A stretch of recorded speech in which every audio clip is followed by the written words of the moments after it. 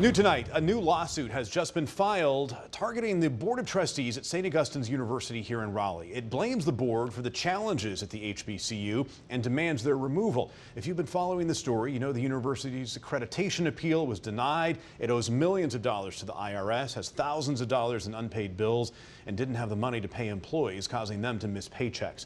Akilah Davis has been covering this story for us here at Eyewitness News every step of the way. She was tipped off about this brand new lawsuit. She's live here in downtown Raleigh at the courthouse with more details for us. Akilah.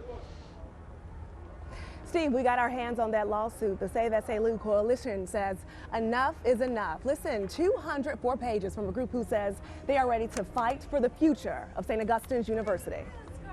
This lawsuit, filed Friday afternoon, details what the SAVE SAU Coalition believes is behind the financial struggles plaguing the almost 160-year-old HBCU. From claims of conflict of interest to the board chairman acting as a loan broker for the university, even steering development projects worth millions to friends. The SAVE SAU Coalition is made up of alumni, parents, students, and others with, quote, a special interest in the health and future of the university, including 2 former board members.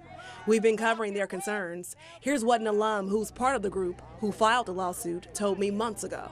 It doesn't add up. Why are you still there when your efforts led to where we are right now? They're suing the St. Augustine's University Board of Trustees, specifically naming Chairman Brian Boulware, James Perry, Haley Evans Jr., Joseph Lynn, Dr. Leon Caldwell, Sophie Gibson, and Antonio Knox.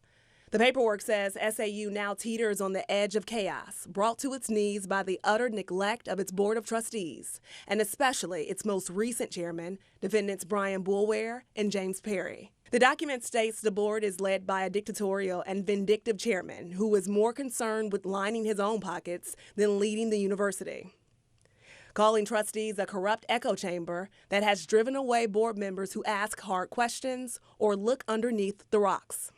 It goes on to say that SAVE SAU alumni members and current students face devaluation and diminishment of their degrees from SAU as a result of the school's loss of accreditation. This lawsuit comes as the St. Augustine's University accreditation appeal was denied by the accreditation board. It's important to note the document says this lawsuit is not about money. Instead, they're suing the board because of their breach of fiduciary duty, SAU bylaws, and implied duty of good faith and fair dealing. To the board members, it would be best if, just leave. The lawsuit states that each defendant trustee must go and must go now. The only way to end corruption and neglect that has decimated SAU is a root and branch house cleaning.